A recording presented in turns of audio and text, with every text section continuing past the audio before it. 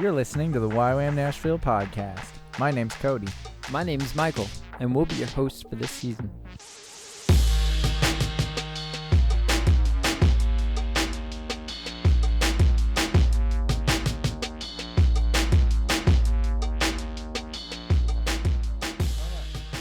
Okay, we're going.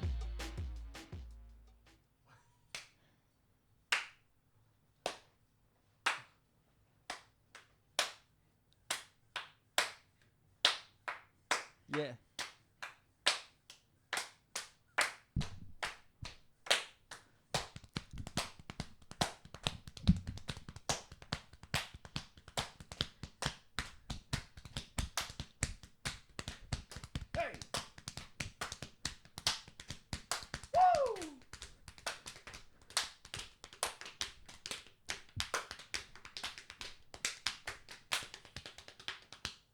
I was just getting into it.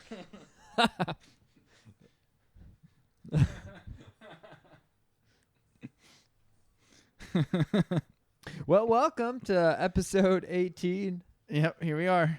Da-da-da. Numero 18. 18. Dieciocho. Oh, there it is. Right.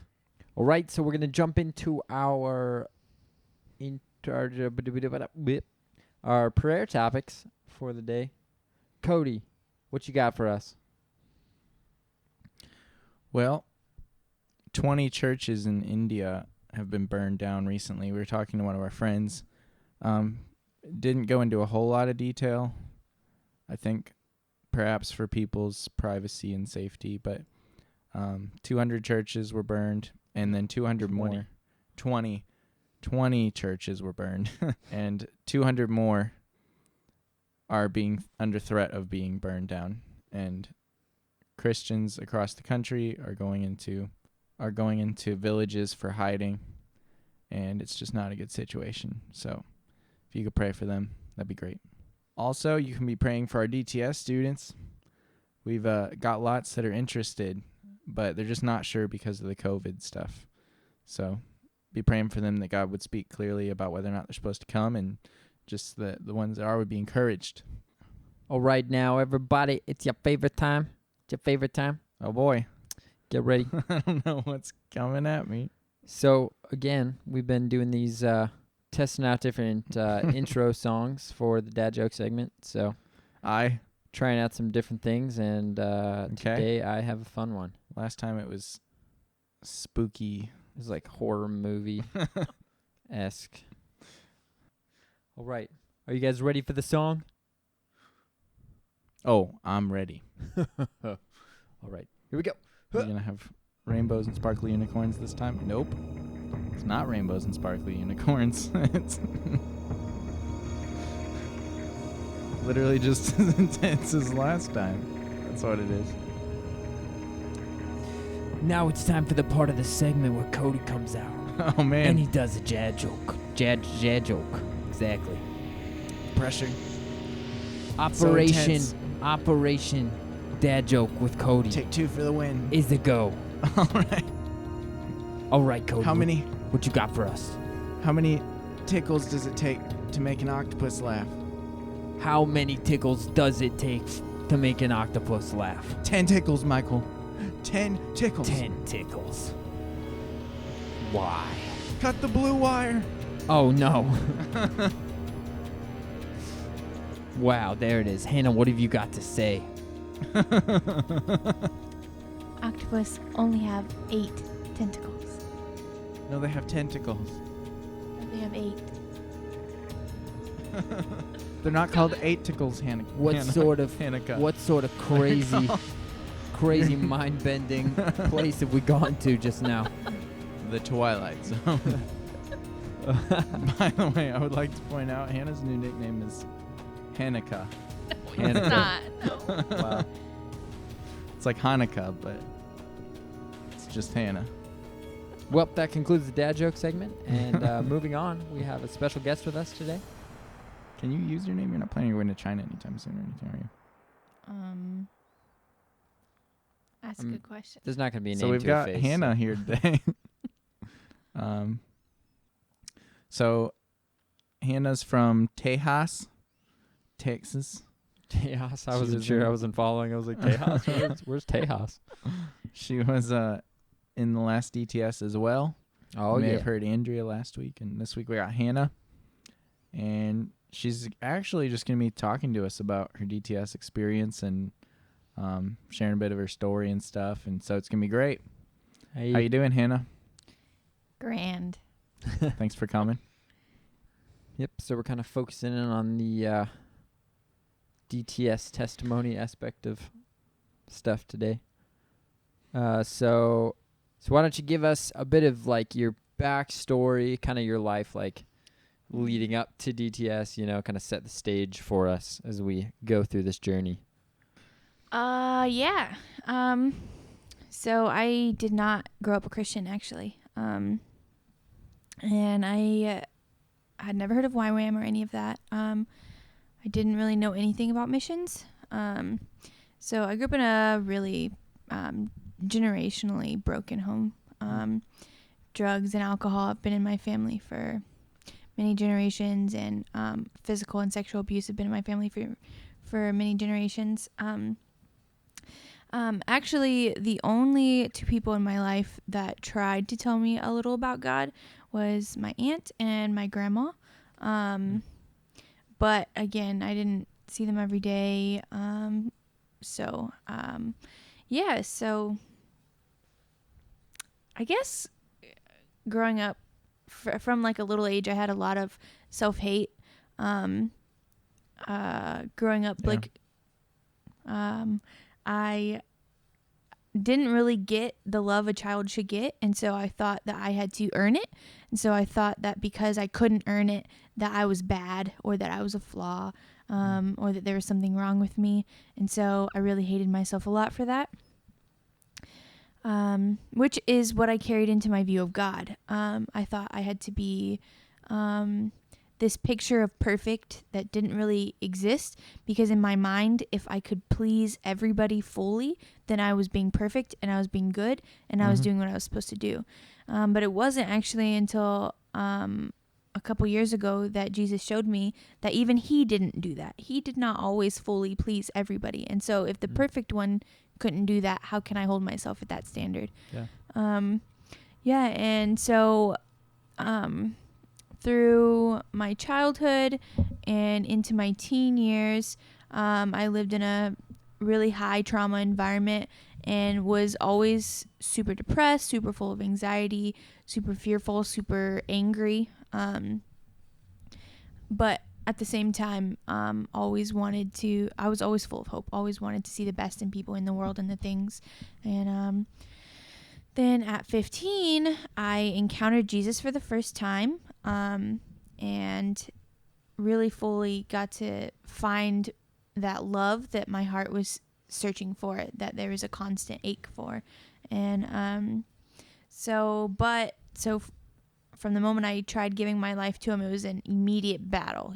My parents not wanting me to go to church, my parents not wanting me to be a Christian. And then at 18, I turned my back on God. I actually sat down, had a conversation with him, and told him that I was leaving him. And then, which again, in turn, was because of self-hate. I thought like I had destroyed everything I had touched, and there was no way that I could ever be anything good or worth God's love. And I just wanted to honestly punish myself, because from that day on, I tried to destroy my life, which I did.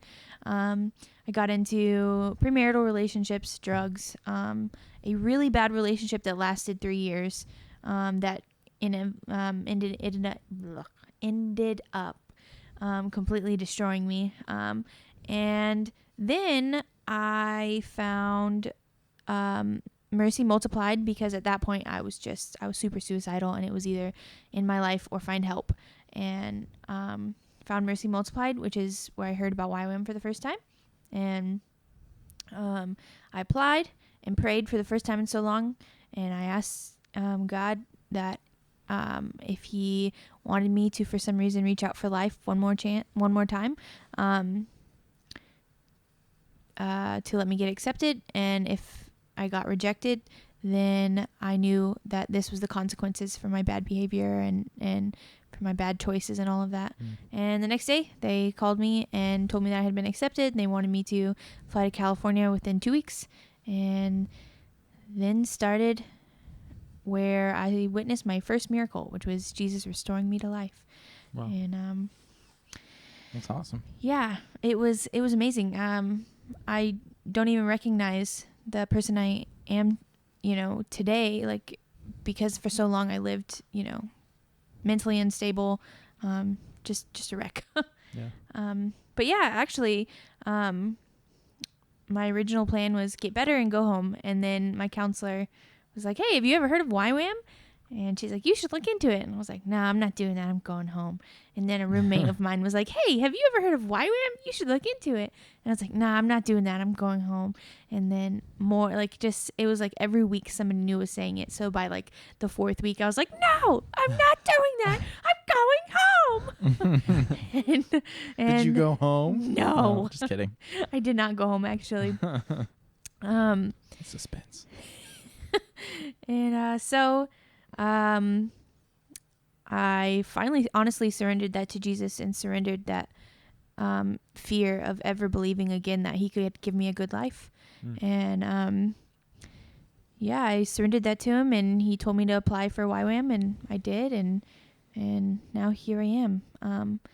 But my time in Mercy, actually, he cleared out all of the junk and or at least started the process, and really showed me that he wasn't, in that time, he showed me that he was not an angry God waiting to destroy me or hate me forever. It wasn't even about going to hell that scared me. It was about the people drilling into me that he loved me the most, and me letting, like, not even being able to be good enough for the maker that was supposed to love everybody the most, if that makes any sense. Yeah, it definitely does. So that's thanks for sharing all that. Yeah. So I was wondering if you could tell us just a bit about your experience kind of leading up to the school and the application process and how you felt getting ready to go and stuff. Yeah, just what that was like. Actually, the experience and the application process. So originally I thought I was going to go to the Chico, California base. Mm-hmm. So I sent in all the application stuff there. So whenever I felt led to come to YWAM Nashville instead, it was actually pretty easy for me. Most of my stuff got transferred over. And so before I did my DTS, I was actually living in Nashville, and I went on a short-term mission trip to China right after I toured the base. And then when I got back from China, I went to Texas for a little bit. And it was in that time, whenever I was supposed to completely send the go or whatever, to start the prayer about acceptance part, but I had not sent it into leadership yet, because when I went back to Texas, all of a sudden I went through this immense spiritual warfare, and I did not feel the release to start YWAM in the fall of 2019. And actually it really created a really bad problem between me and my family. And so I was living with a friend at the time, and I was praying and praying and praying, but I could not get the release. And then all of a sudden one day I was watching TV, and I just heard God say, okay, you can go. And I was like, excuse me, what? And he was like, you can go. And I was like, what was all of this about? You couldn't have told me this after, before it created this problem with my family.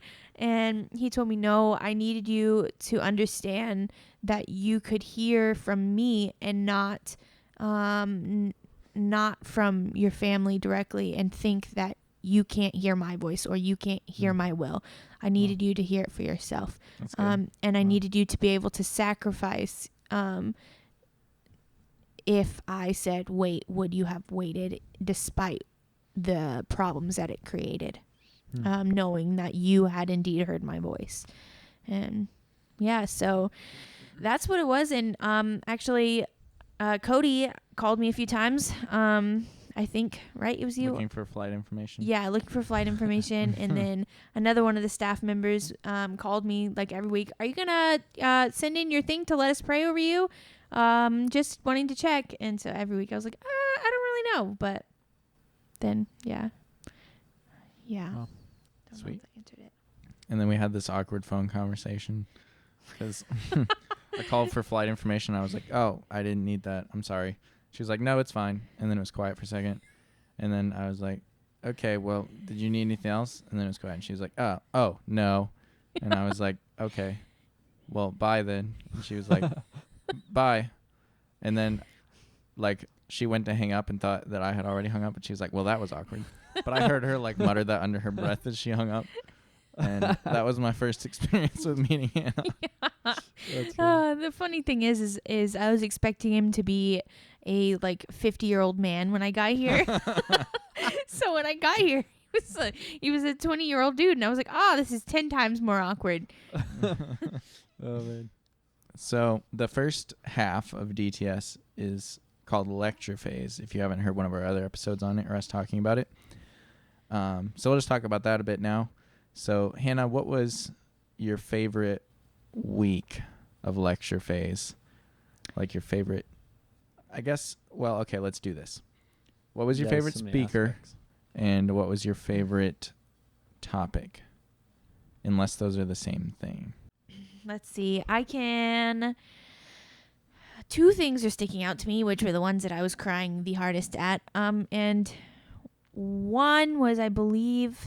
Can I just say their names? Yeah. Okay. I think so, yeah. One, I believe, was Jimmy Turner's week. And was he speaking on identity? I don't know what we officially gave him as a topic, but he kind of speaks on the same thing. He was just talking about the gospel and being like a disciple. Jesus. And yeah.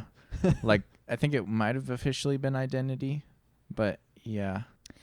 Yeah, so DTS continued to completely strip out all the junk and lies that I had been taught, and so that week was definitely one that really wrecked me. I can remember it going against everything that I ever believed who God was and how he felt towards me, and so I was just sobbing as he was talking, and all I kept hearing was God say, it's okay, this is who I am, this is actually who I am, you can trust that this is how I feel towards you.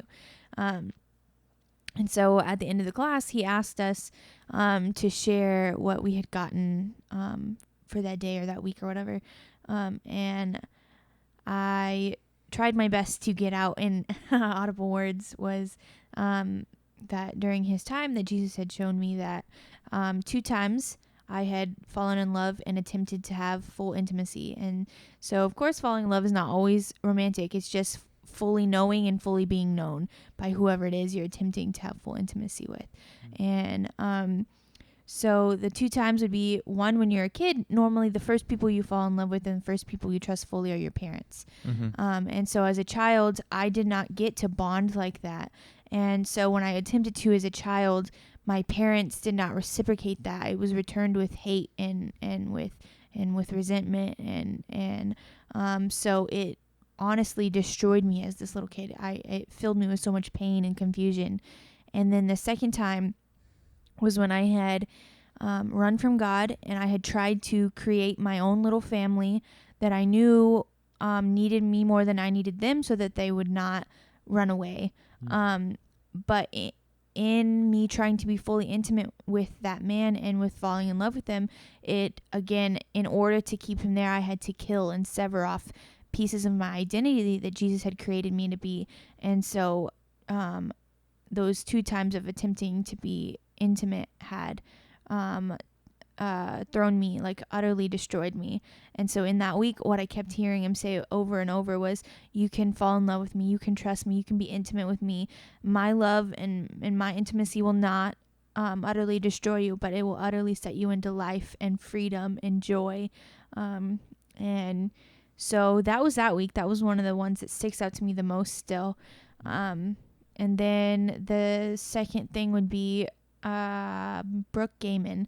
When he came, what I actually took away the most from Brooke's week was whenever he told a story about how he adopted one of his daughters.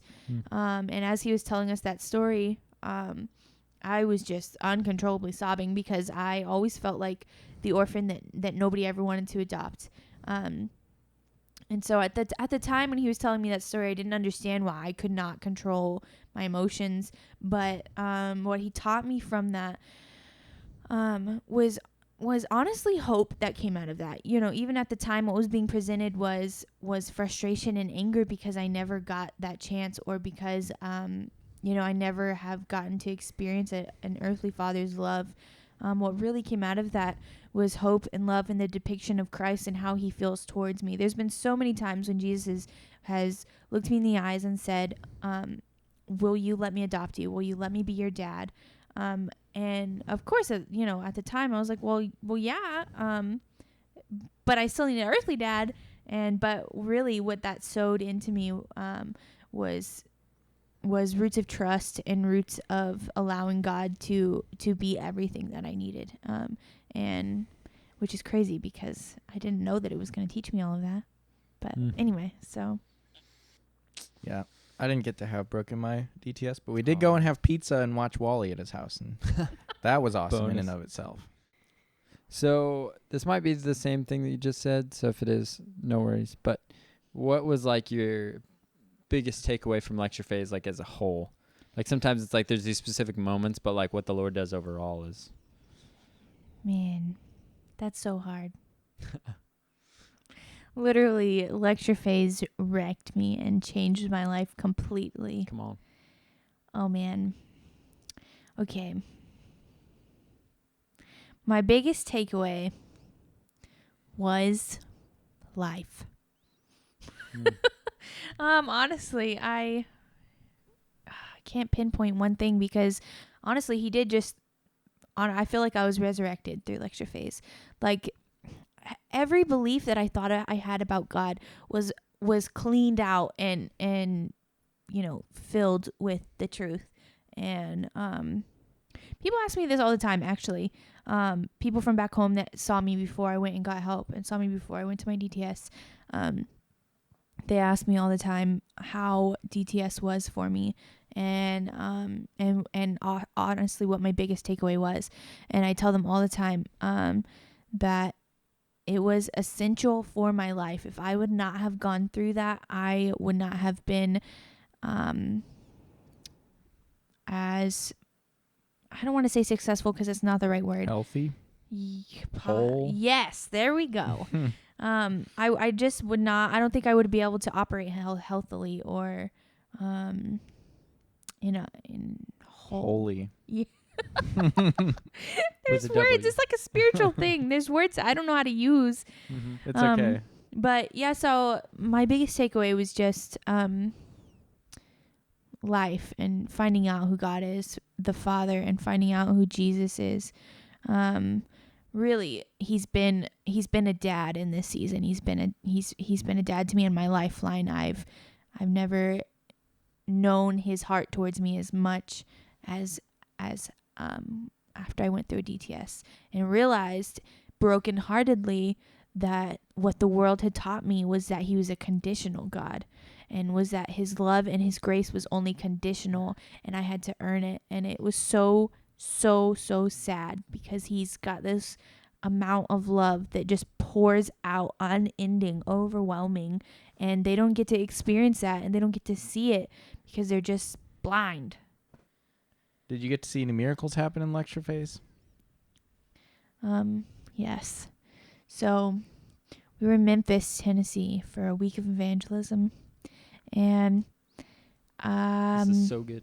Yep. Me and another student went to talk to some neighborhood kids who were playing basketball across from the church we were at. Mm-hmm. And so we left and we were like, oh yeah, we have to go eat supper. You know, we have some food over there. We're going to buy. So we left. Then all of a sudden this whole horde of hungry teenagers boys, not even girls. They're boys, and they're starving, and they just finished playing basketball, and they come up in there, and I see them. I'm like, oh, hey, guys. So they come up to me, and they're like, hey, can we eat some of that? But I had missed the announcement where one of the other staff members who had just cooked for us said, don't get much because there's not enough for everybody. I had missed that completely. So whenever they said, hey, can we eat your food? I said, yeah, go eat it. And which it was you. It was. I did not tell them until like 2 months ago, I think, that it was me. But anyway, so they went and like just did not carefully get food. They got tons of food. And heaping plates. Yeah, heaping plates, and there wasn't even enough for us. But yeah, I think everybody got to get seconds. There was still food left over.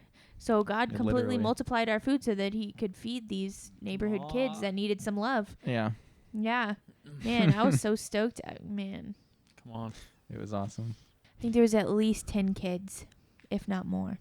You said they're like upturning the bag of chips and stuff. Yeah.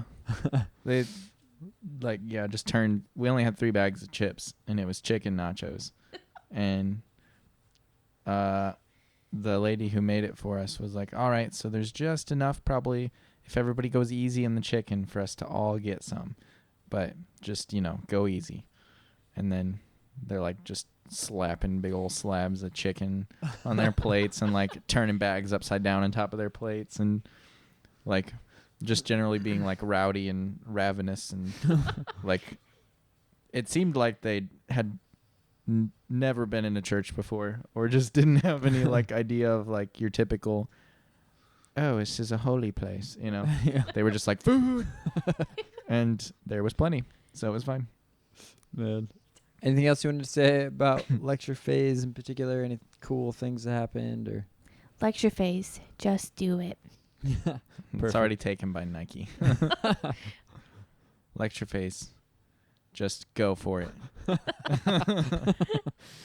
So for fall DTS's, Christmas break / like Christmas and New Year's is kind of the in-between point between going on outreach and the lecture phase. And so how is that for you? I know a lot of times people go home and they're like, I don't know, they'll come back and they'll be like, oh, I fell into that thing again. Like everything was like basically they're waiting for you, and it's kind of a taste of that. So how was your experience there? So going back to Texas for Christmas break, so it's already an unhealthy place for me, and so I don't go there for very long periods on purpose anyway. Yeah. So I had not been there in quite a while. And so I was excited to go back and see family members, but at the same time, I did not fully expect what the weight of having to live up to certain standards was going to do to me again. So I went back, and it was just really, really mentally hard on me. So when I came back from Christmas break, even though I had fully, I loved getting to see family members that I hadn't seen in so long, but I had gone right back into self-protect mode. I had put my walls right back up. I didn't want to trust my team. I didn't want to connect with people. I did not want, everything that I had gained from lecture phase had been attempted to be robbed. And it was really, really hard.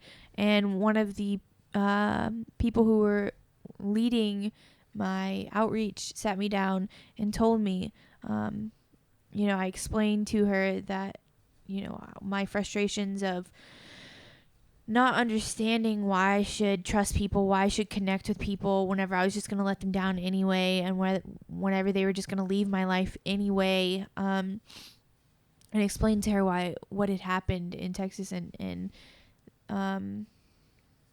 she told me, this is all valid, I can see why you're wanting to protect yourself, but it comes down to,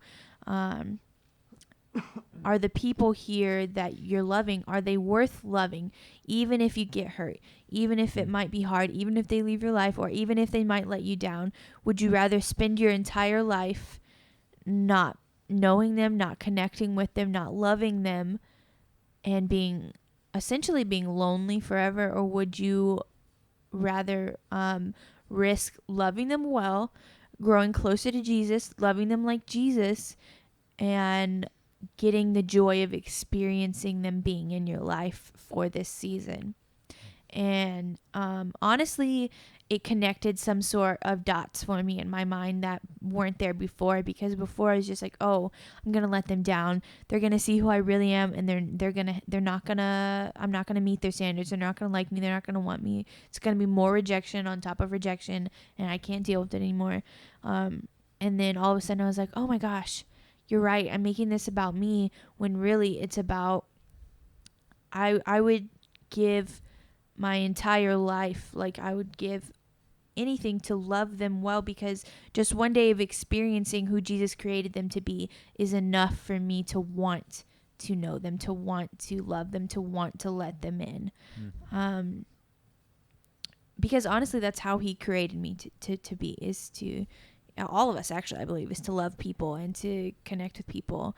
And so it took that conversation for me to be willing to step out and trust my team and walk with my team, and also to decipher the difference between what people in Texas had put on me versus what these people had not put on me, but I was treating them as if they were going to or had already put it on me. So it was rough but good. Yeah. Right on. So did anything else happen in the week leading up to outreach? I think one thing that stuck out to me, aside from dealing with getting the junk out from coming back from Christmas break, and realizing that this is daily getting a hold of Jesus and not reverting back just because things get hard, was that our team, half of them went on a one-way ticket to outreach, and we did not have all of the funds we needed. And that stuck out to me still, because trusting God for finances has been so hard for me since I started YWAM. Because I grew up in a culture where you work for what you get, and you get for what you get what you work for. Yep. And so I think that was a big part, even though I was not the one that went on a one-way ticket. It was still a big part of me learning who Jesus is in that area, necessary for me to be able to continue to learn how to trust him, because I have never been able to trust at all, not myself, not a single person, and not God, until I went through DTS. And so that was a big part for me, because it showed, people always tell me, if God hasn't made a way, then it's because you're out of his will. And to the fleshly eye, that would look like he didn't make a way, and they should not have gone on outreach. But he was calling us to do it anyway. And he did not leave anybody there. But also, we did not go a single day. Spoiler. Yeah. Also, we did not go a single day without eating well. We ate well. Yeah. We did not just barely get by. We ate well. We were always overly hydrated. I peed like 30 times a day. And, we had good transport. We had good housing. Yeah. So that was something that stuck out to me. That's crazy. Yeah, we did these team building exercises, which is usually a thing you do in the week leading up to outreach. And we did one where you had to be blindfolded and somebody would lead you around. And Ugh. I think Hannah had the hardest time with that out of all the team, probably. It goes back to trusting. Like, y'all, this is literally, it's barely been a year that the word trust has been an active word in my vocabulary. Wow. And so that, not being able to see, it's still really, really hard for me. Not being able to see, I don't like suspense. It gives me crazy anxiety. But not being able to see and not being able to control how I mentally prepare for what's around me, but instead trusting somebody else, that was really hard. My teammate did a really, really good job, but there was one point where somehow there had been a mix-up, and I was supposed to be going under something, but instead I hit my head on it. And because I didn't know I was going to hit my head on it, I started bawling and having like a little mini panic attack. But it was good, because it was just, I needed it. It was silly, but it's something that I'm still working on. But she did a really, really good job. And I think it helped me to trust her more in Thailand as well. Yeah. That's awesome. It's really good. That's what those games are for. That's why we do them. Man. So where did you go on outreach? Yeah, we went to Chiang Mai, Bangkok, and Uthai Thani in Thailand. So how was travel throughout outreach? Like from the time we left the base to the time we got back. This is funny. It was a lot stressful. It was okay. So I travel a lot, but I'm used to traveling alone. I'm not used to traveling with groups, and I'm not used to traveling with groups that have never traveled before. And we just so happened to have people that had never traveled before, or at least not been led through travel. And so I'm used to being there like hours before, having plenty of time, getting like whizzing through security, and I'm always like, woo, yeah, this is so great. But with this group and people not necessarily knowing and wanting to be overly cautious, I felt super stressed. I was so worried. It was really stretching for me because I was so worried we were going to miss our flight. And on top of that, I was exhausted. I do this thing, which is probably not healthy, but I don't sleep for a couple days before I go on a long flight or something because I will get stir crazy if I'm awake on a flight. Like I have to be asleep the whole time or else I can't handle it. Wow. And pick the right profession. I know. Yeah, and I think on our way from Boston to Dubai, Cody kept waking me up every 5 seconds. Right as I was about 5 seconds. Yes, it was. Right as We I was had drifting food. off. One time they told us to fasten our seatbelts and she didn't have hers on, and I was like, hey, Hannah, you got to buckle up. And so she did, but she looked kind of annoyed. And then the second time they were bringing food and I was like, she probably wants to eat. I'll just wake her up and check. And I woke up. I think she was only half awake because she was like smiling and like had like one eye open. And she was like, if you wake me up again, I'm going to punch you. I did not say that. And she went back to sleep. You totally did. No, I don't You remember were that. half awake. What I remember is right as I was about to drift off every time, there would be Cody's finger poking me in the side and he'd be like, hey, Hannah, or whatever. And so finally I looked at him and I was half asleep and I was like, with every ounce of niceness and respect I had left in my body, I looked at him and I was like, is there anything else? He's like, no, I don't think so. And I was like, okay, good. Can we leave me alone now? And he was like, oh yeah, sure. And then I finally went to sleep. That's what I remember. You don't need to eat for 2 days straight. It's fine. I did not. I just needed to sleep in that moment. But so actually, that was just the way there. Yeah, it was. Then we had the struggle bus. Oh, by the end of our trip, my knees were so swollen, I was literally hobbling behind the whole team. Like, guys, I can't move. Wait. It was so painful. But, I mean, everything was on time. There was nothing scary except whenever we were flying from Boston to Dubai, we had to go some other route because it was during the time when the Russians were tense with the Americans or something. They wanted to bomb us or something.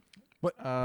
Yeah, there was something. It was crazy. Like, right before we took off, America had like bombed a base in the Middle East somewhere. I can't remember, but we had to like reroute our flight plan so that they wouldn't shoot down our plane over that country just to spite America. And I was like, yeah, I don't need that to happen. I just want to arrive. It wasn't Russia, but no. Yeah, definitely not Russia. But yeah, other than that, it was pretty good. Except, sitting that long with your knees bent. Yeah, it gets pretty tiring. I just realized Hannah tries to sleep all the way through all the transportation, so she probably doesn't have as many stories from transportation as the rest of us do. That's funny. I mean, that's decent strategy. How is the Thai native travel? Oh, I loved it, man. There's this thing called Sung Taos, and basically it's just a pickup truck with these benches in the back, kind of like a few metal rods to form kind of sort of a cage. And just get in the back and they go like 100 down the highway with you holding on for dear life. I loved it. It was so great. Yeah. We had a bus from Chiang Mai to Bangkok that like did not stop for food for 7 hours. Does it make the sound? And they did not. We had children. We did. And the children were hungry. Enough said. They handed out one pastry bun thing in the very beginning, only they ran out halfway through. I was low-key salty that I missed the food. Yeah, half our team got like pork buns and the other half didn't. I didn't. Sucks to suck. Yeah, I was salty. Yeah. We did eventually get food, but it was painful. We called that the struggle bus. The struggle bus. And then on our way back, actually, I don't know if you remember this, but there was talk of our flight being canceled. But we weren't sure. We had to go to like 3 different gates. None of the airport attendants knew what was going on. But we eventually got on our plane as if nothing was wrong. But nobody knew what was going on up until that point. So the rest of the team was freaking out. But Hannah's like, just wake me up when we're in the United States. So it was eventful travel, but not if you're sleeping the whole time. Did any COVID stuff, like anything happen practically as far as that? Did they like check your fevers or nothing? No, not a single thing. We got taken into customs because they wanted to make sure that we did not have any Thai dirt that we were bringing back into the country. Lord forbid you bring dirt. I know. Of all the things, we were like, we're getting COVID tested for sure. I'm getting the glove. It's gonna happen. But then they were like, nope, we're just scanning your bags for dirt. Oh, you're all right. All right, bye. For dirt. It was fine. That's pretty funny. Yep, actual dirt. So what kind of things did you do on outreach? Oh, man. So many things. I loved it.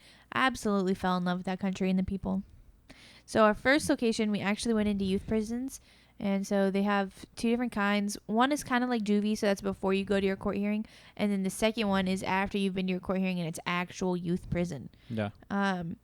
So over there, drugs are punishable by death. Wow. And so, but also over there, what you're born into is normally what you stay. So a lot of the kids in there are like just generations of drug addicts, drug sellers, drug dealers. That's what I was looking for. And yeah, so we would go in. And we did not really have a translator. So the man who ran the ministry, I mean, he would translate sometimes if they wanted to ask you questions or if he wanted you to say something. But yeah, we would just hang out with the guys, listen to the man, give them a message, pray with them, sometimes sing some songs, and then answer whatever questions that they would have. That was in the first ministry location. On top of, so we stayed on a farm. He ran a farm. All right, listen. My least favorite part of this whole thing. We would plant banana trees, which was not my least favorite part. It was so fun. But they don't have plumbing like we do here. So at least there at the farm. When your sewage fills up, guess what you got to do? You got to get this little automated hose thing that you don't control, so it just spews out your poo water, okay? You put it in 5-gallon buckets, then you carry it as it splashes all over you, and you're gagging because of the smell, and you throw it onto the banana tree plants. Delicious. Mm-hmm. Yeah. You leave investments. Oh, man. I didn't think I was going to make it through that activity. Man. So, what else? We also went to preschool, helped them learn English, hung out with the kids, got to talk to the teachers, and which was really fun because so it was a Christian preschool at our first location, but some of the teachers were still Buddhist. So it was really fun to get to witness to them. And so in Thailand, the way to be most impactful there is just by being consistent and really being intentional about building relationships with them. And so it was really fun to get to see that happen, like to be a safe place for them and to see them open up and start being themselves. So I loved getting to talk to the teachers over there. And then our second location was Bangkok.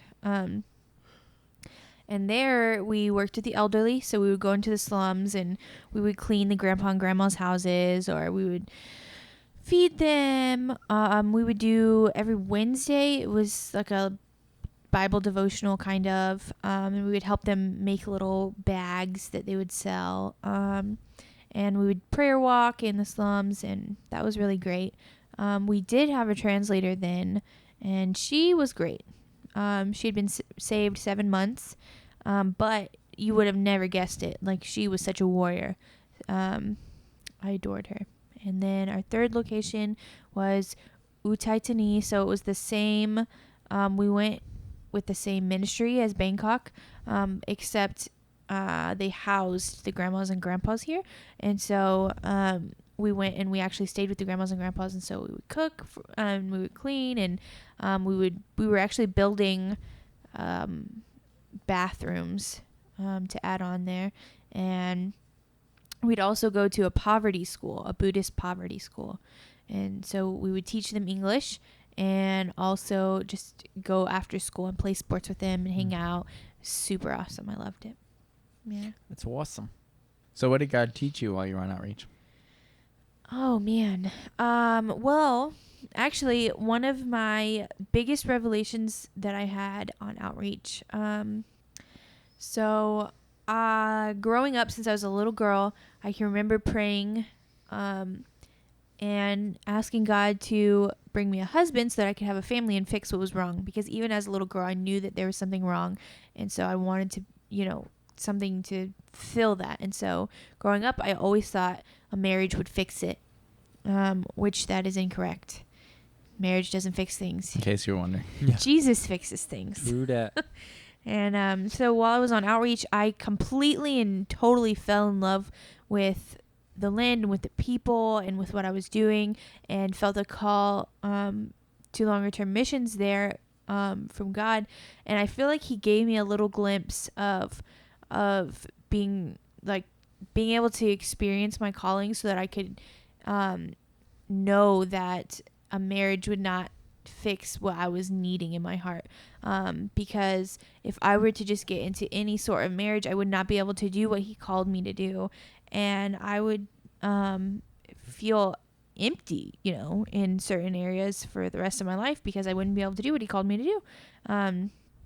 And so, I guess I just got freedom. That was one of my biggest revelations, was getting freedom from idolizing marriage. And just feeling so full and overflowing with just feeling so loved by God, and just wanting to be able to pour out love with no agenda other than to love with the love of Jesus on these people. So that was one thing. And also another thing is throughout my healing journey, I was so worried that I would not be able to fully be in love with Jesus, or feel like I was in love with Jesus, or feel completely intimate with him, because I thought that connector piece was broken. And so when I went to Thailand, from the moment I set my foot on the ground, I fell absolutely in love immediately. And so that spoke to me so much. There would be sometimes when I would sit down and be like, man, how am I filled with this much love? How am I this in awe with what I am doing with my life? And he used that to show me that he's the restorer of all things and the healer of all things. And there's not anything within me that he put in there that is too dead for him to bring back to life. Come on. And I just got so much freedom. As much as I was ministering, I was being ministered to by Jesus. And I think without outreach, I wouldn't have been able to get the freedom that I got. And it's so good. So any cool miracles happen while you were there? So again, we did not have all the finances that we needed to make it through this outreach. But from what I hear, as soon as we would end up on our last dollars, we would get our next week's worth of money in and be able to eat and all of that. So there was just miracle after miracle that whole time. But I don't recall any physical miracles. Do you? Oh, actually, I do. This might seem silly, but so before we went to Thailand, they told us you can't eat this, you can't eat this, you can't eat this, you can't eat this, because we can't have any part of their water in our bellies, or else it will destroy your stomach. But everything that they said we could not eat, I feel like God kind of put the hedge of protection around us, and we were all able to walk in freedom and enjoy eating the things, not just necessarily so that we could eat them, but because I feel like we had the freedom to be able to do that, because there were grandmas and grandpas wanting us to eat these things or offering us these things, and it's kind of an insult not to eat their food over there.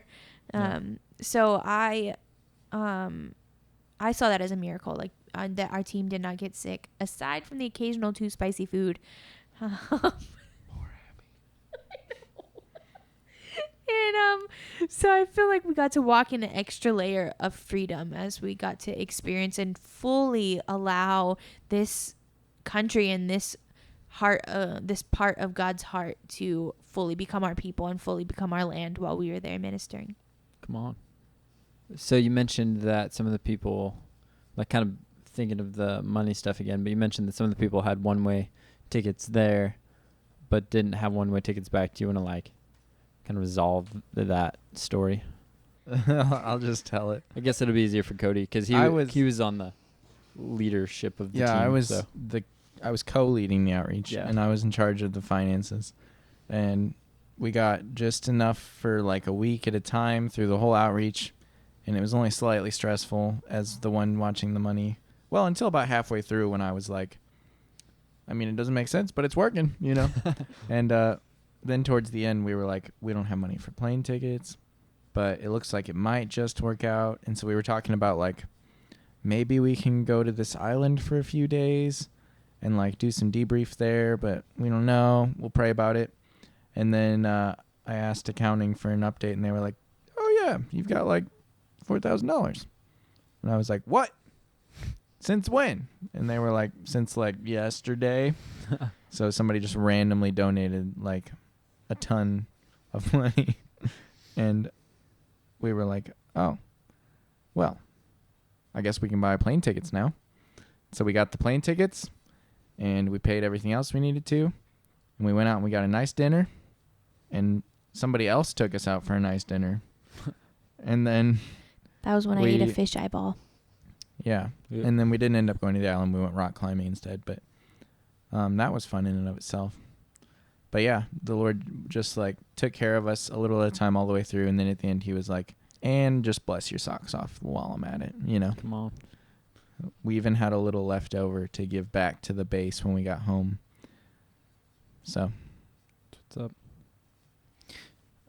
So do you guys have any, because since you're both on it, you can both answer this, but do you have any like you just said something about eating a fish eyeball, any kind of weird, just like outreachy things?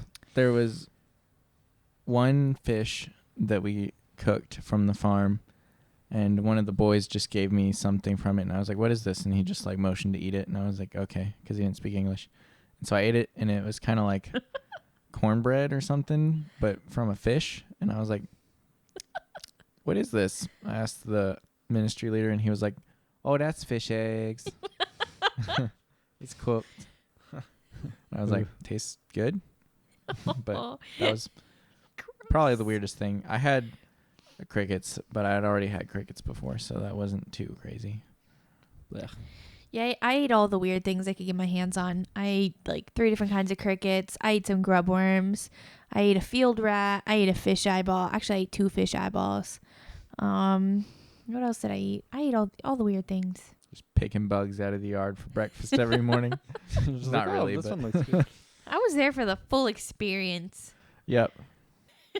I wish I was that brave, but I'm not actually starving. I think I can wait on the bugs. I remember being in Cambodia, which is like next door, and seeing the like barrels of different bugs and stuff, and being like, I'm good. I'm good. We've got actual food. I'll stick with the rice. It's fine. Yeah. So towards the end of the outreach, you were having a lot of confusion about whether the Lord was asking you to stay or to go back. So do you want to share a little bit about that and how that went? Yeah. So as I've said many times before, I totally fell in love with the place and the people and the culture, and felt like Jesus was calling me to that country. And so I was trying to figure out like when, and I was feeling like I should stay. So then leaders from home and everything started praying about it, but they felt like it wasn't the time. So at that point, it was just, I don't know, spiritual atmosphere over there is so different than it is here. And so at that point, I was just like, well, the only thing I can rely upon, because I was definitely not wanting to come back. Oh, man.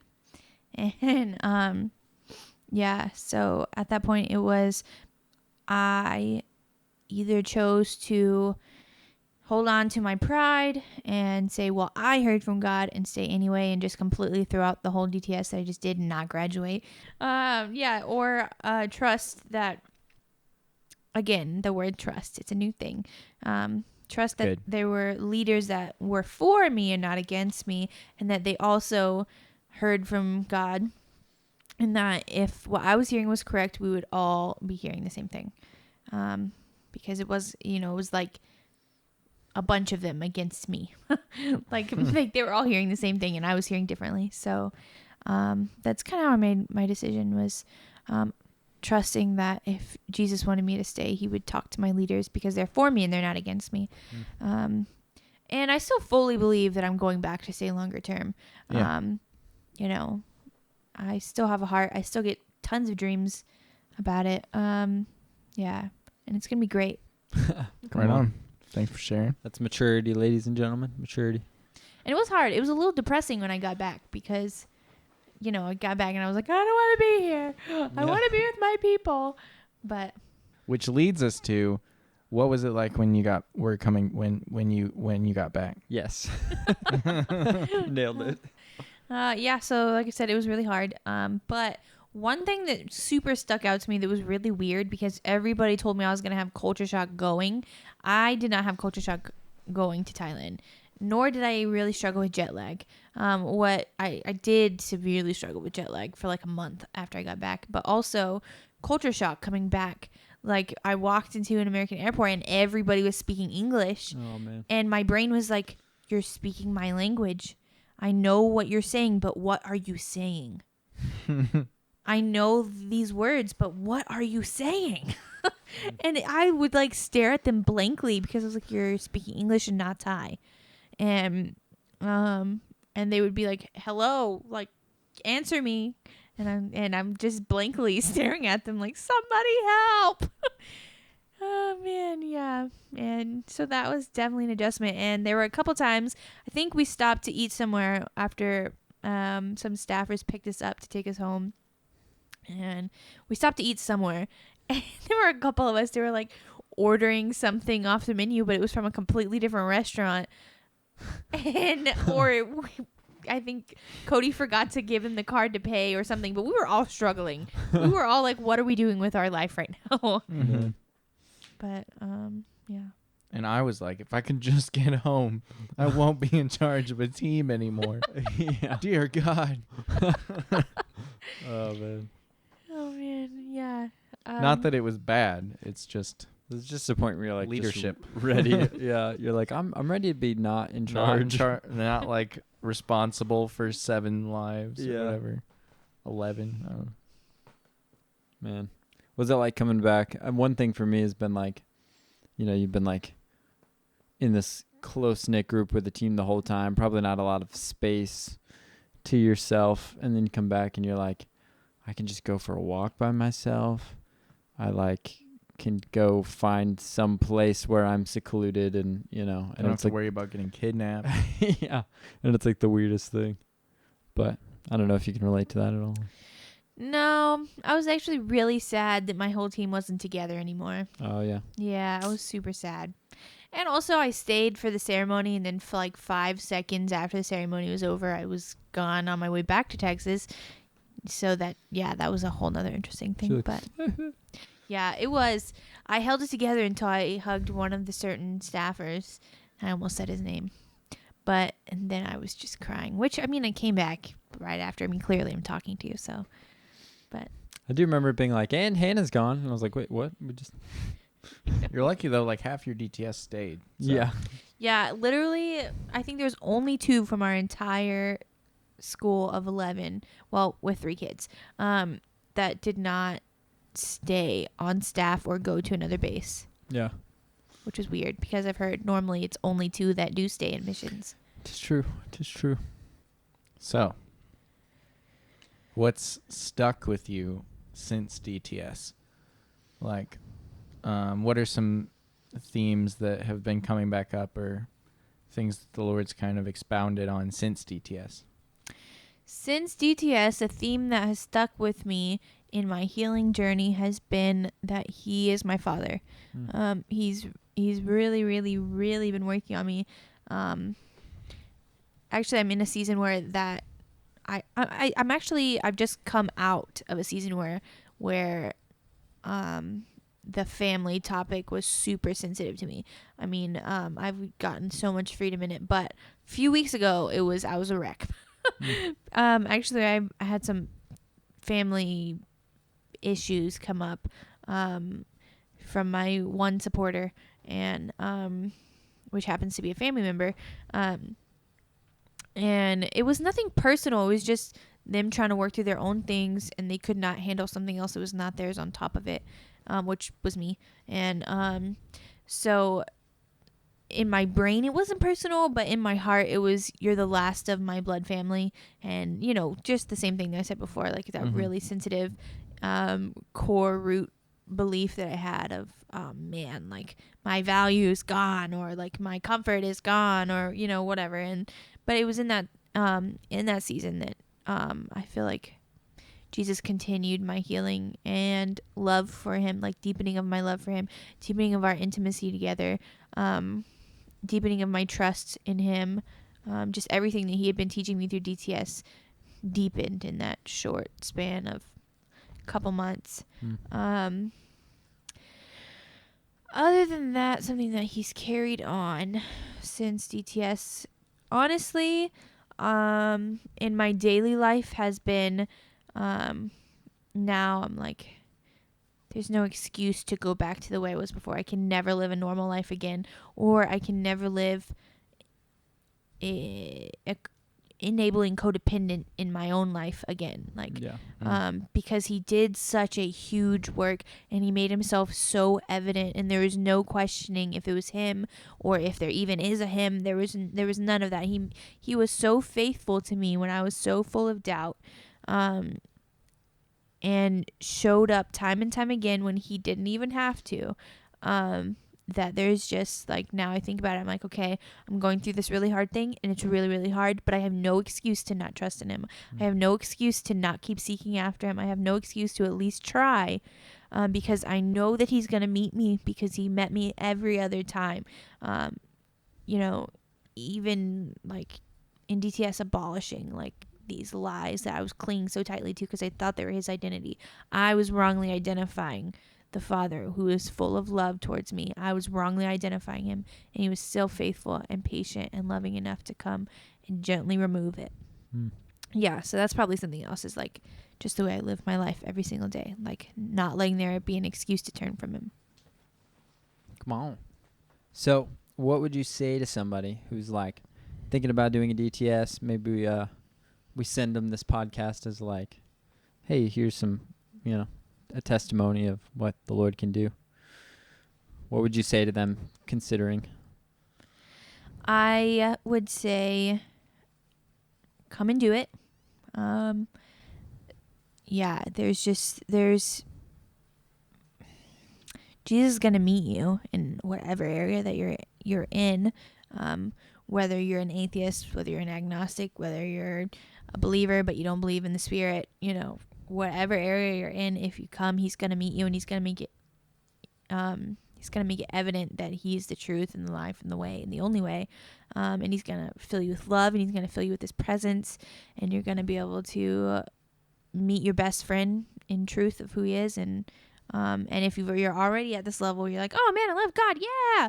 Well, he's going to bust your heart wide open with the capacity and the amount of love that you're going to feel for the nations, and feel for him, and feel for missions in general.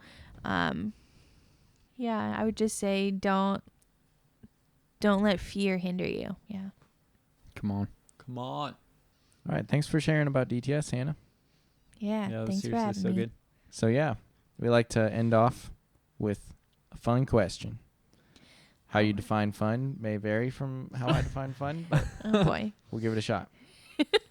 What's the bravest thing you've ever done? The bravest thing I've ever done. Yep. It can be fun. It can be serious. The bravest thing I've ever done. I've done a lot of crazy things. absolutely crazy. I think the bravest thing that I've ever done is trusted God with my life. That's good. It's funny because a lot of people use the word brave to describe me. But in reality, I struggle with overcoming fear daily. And I think the bravest thing that I've ever done is letting go completely of my old life, letting go of my blood family, letting go of where I lived, letting go of the family I had created for myself that I knew would not leave. Letting go of everything that I knew would help me to survive in order to step out on the water and trust Jesus with my life in order to thrive. Come on. Right on. Come on. She also intervened in a homeless man knife fight a couple days ago. Oh my God. If that's not brave, I don't know what is. Yeah. And what about you, Michael? I feel like as far as if I'm thinking about brave being doing something despite my fear of the thing, then big thing that comes to mind, I don't know, I'm kind of blanking in general, but a big thing that comes to mind is actually getting married. I was like hardcore freaking out mentally because I'm like, I recognized that like it's more responsibility than I've like ever had in my life. And I see that so many marriages don't work out. Like I think it's like 60% of marriages or something like end in divorce or some such like pretty high number, you know?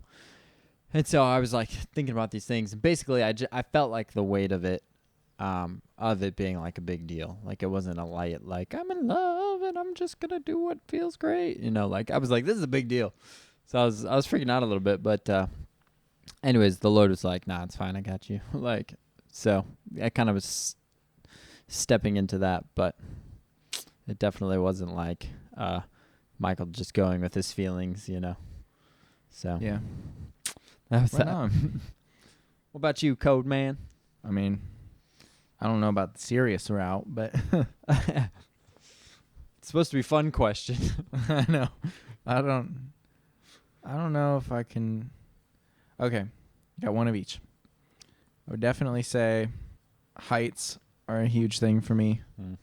So I've done like some cliff diving, some like ropes courses up 30 feet in the air and stuff. And I always feel like, I don't know, I just love the adrenaline of it. But also, I feel like probably just being the leader in charge of getting the 4 students from Nashville to Chiang Mai was really stressful. Yeah. Required a lot of bravery on my part, and that was super challenging. And yeah, it's definitely a hard thing. So yeah, we got any base happenings to talk about? Well, the DTS is coming up. Since we've talked about it, you can. So that's I don't think we I don't think we broke it down specifically in the beginning, but DTS, Discipleship Training School, is 5 to 6 month course. The first 3 months you're living in community on base, and we like bring in speakers every week who speak on different topics, and then after that you have 2 to 3 months of outreach. Kind of depends on the specific school or the location on like how long that might be or where you might go. Given the COVID stuff, we're not entirely sure what the outreach portion is going to look like at this point, but we're still running a school this fall starting on September 20th. Yes. So there's still time to get in on that. It's going to be awesome. You can, if you're interested in that or any other base functions we talk about, we'll give you the email in a minute. There's also another one happening March 28th. Oh, true that. Any other base happenings? We got a new logo, but I think I mentioned that last week. Oh, yep. Didn't I? We'll be redesigning kind of the face of some of our media and stuff. So we're looking forward to that. There's always our like general base events. We have like worship and intercession. Yep. Some of the mornings here. So if you'd like to jump in with any of that kind of stuff, then, or anything else we've talked about, then you can email us at info@ywamnashville.org. Yep. Or if you want to reach out to us about the podcast, you can email us at podcast@ywamnashville.org. True that. We welcome feedback and all the things. Opinions, you can thoughts, send in encouragements. Dad jokes. Oh, yes. Please send in dad jokes. Recommendations. All right. Well, I think that's all we got. Yep. That's it. All right. Well, thanks, Hannah, for joining us. Yeah. This is fun. Thanks. Thanks, audience, for joining us. If you want to support Hannah, she's raising support right now. So you can send us an email and we'll hook you up. Yep. To the info one, preferably. But yeah. Goodbye. Goodbye.